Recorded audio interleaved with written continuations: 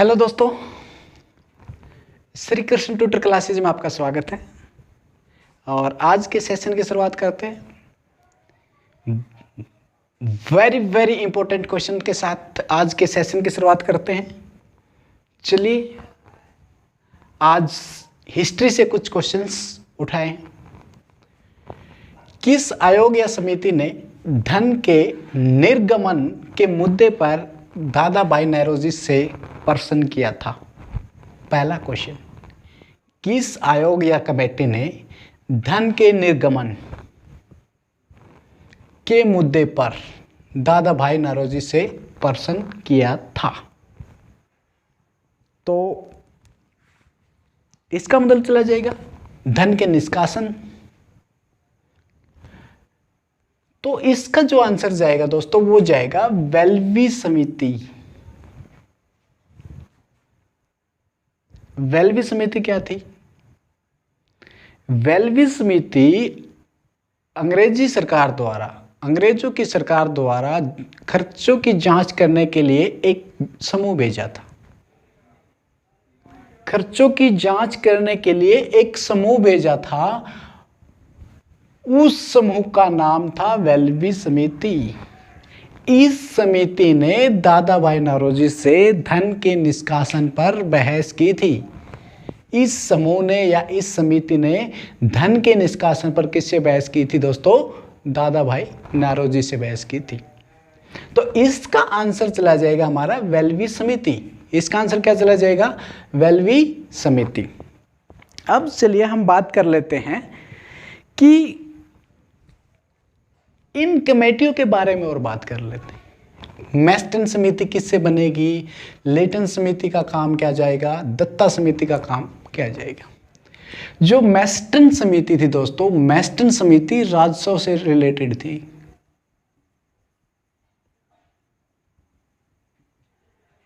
किससे रिलेटेड थी? राजस्व से। किससे रिलेटेड थी? राजस्व से। लेटन समिति जो अगर बात करेंगे तो मैस्टन समिति चली जाएगी राजस्व से संबंधित, धन से संबंधित थी। और लेटन जो समिति जाएगी वो जाएगी राजस्व से बंटवारा,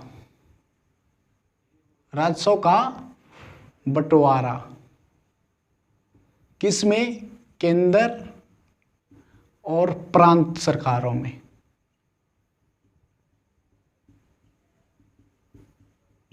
ये हमारा इस कमेटी का काम चला जाएगा। लेटन समिति का काम चला जाएगा। जो राजस्व का बंटवारा है वो केंद्र में और प्रांतों में किस हिसाब से बांटा जाए, किस हिस्सेदारी से बांटा जाए, ये काम किस कमेटी ने किया था? लेटन कमेटी ने किया था, लेटन समिति के हाथ। तो इसका काम क्या था? ये काम था कि राजस्व के बंटवारा कितना हिस्सा केंद्र सरकार को जाएगा, कितना हिस्सा प्रांत सरकारों को देना है। फिर दत्ता समिति। दत्ता समिति कीमतों में उतार चढ़ाव से रिलेटेड थी। कीमतों में उतार चढ़ाव।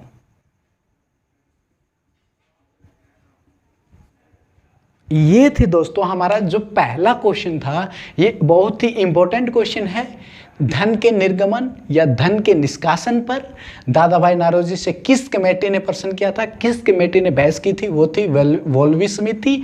और वोल्वी समिति क्या थी? वोल्वी समिति अंग्रेजों की सरकार द्वारा भेजा गया एक समूह था जो भारत में खर्चों की जांच के लिए आया था। भारत में खर्चों की जांच के लिए आया था। तो इस कमेटी ने दादा भाई नौरोजी से प्रश्न किया था। फिर हम मैस्टन समिति की बात करें। मैस्टन समिति चली जाएगी राजस्व से संबंधित, धन से संबंधित। लेटन समिति का चला जाएगा राजस्व का बंटवारा। केंद्र सरकार को कितना देना है, प्रांतीय सरकार को कितना देना है। दत्ता समिति का चला जाएगा कीमतों में उतार चढ़ाव। कीमतों में उतार चढ़ाव से रिलेटेड चला जाएगा ये हमारा। ये क्या चला जाएगा? कीमतों में उतार चढ़ाव से संबंधित है ये कमेटी। चलिए नेक्स्ट क्वेश्चन। निम्नलिखित में से 1793 में बंगाल के चिरस्थायी बंदोबस्त की शुरुआत किसने की थी? Lord Cornwallis, Lord Dufferin, Lord Canning, Lord Irwin. तो इसका आंसर चला जाएगा दोस्तों, इसका आंसर चला जाएगा लॉर्ड कॉर्नवालिस। चलिए हम इसकी डिटेल बात कर लेते हैं। 1793 में। स्थायी बंदोबस्त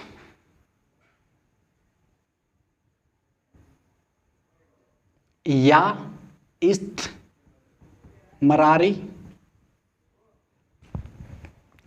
इस्तमरारी व्यवस्था बोल सकते हैं।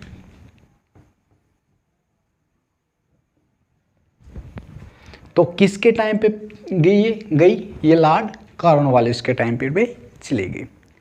ये कब बनी आप देखिए। लगान कितना, लगान ब्रिटिश सरकार, अगर हम सरकार की बात करें तो 10/11 भाग,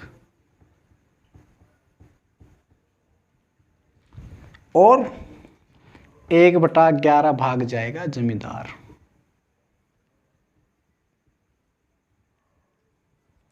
एक बटा 11 भाग किसका चला जाएगा?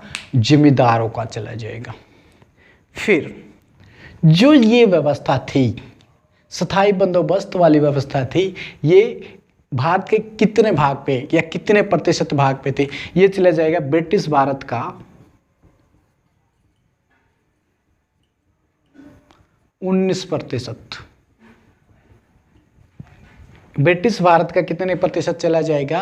19% चला जाएगा। 19% ब्रिटिश भारत में, ये ब्रिटिश भारत के 19% भाग पे स्थायी बंदोबस्त व्यवस्था लागू की गई थी। अगर हम बात करें कहाँ कहाँ पे जाएगी, कहाँ कहाँ पे चला जाएगी? बंगाल,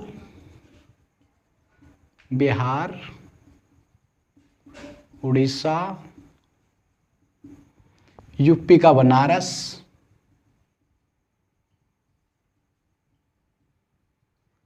और उत्तरी कर्नाटका। कहाँ कहाँ पे लागू की गई थी ये?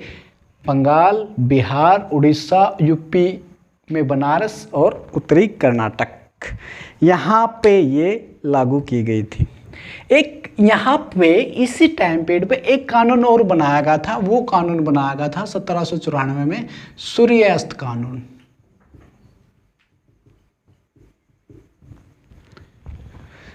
सूर्यास्त कानून में क्या होता था दोस्तों? सूर्यास्त कानून में ये होता था कि एक डेट फिक्स कर दी जाती थी। अगर उस तारीख को लगान नहीं दिया गया तो उसकी जिम्मेदारी नीलाम कर दी जाती थी। तो इसको बोलते थे सूर्यास्त कानून। क्या था दोस्तों? ये सूर्यास्त कानून। तो ये था दोस्तों हमारा आज का इंपॉर्टेंट क्वेश्चंस। मैं उम्मीद करता हूं कि आपको समझ में आया होगा, और ऐसे ही वीडियो आपको मिलते रहेंगे। अगर आपको वीडियो पसंद आए, लाइक, शेयर एंड सब्सक्राइब कीजिए। जय हिंद, जय भारत दोस्तों।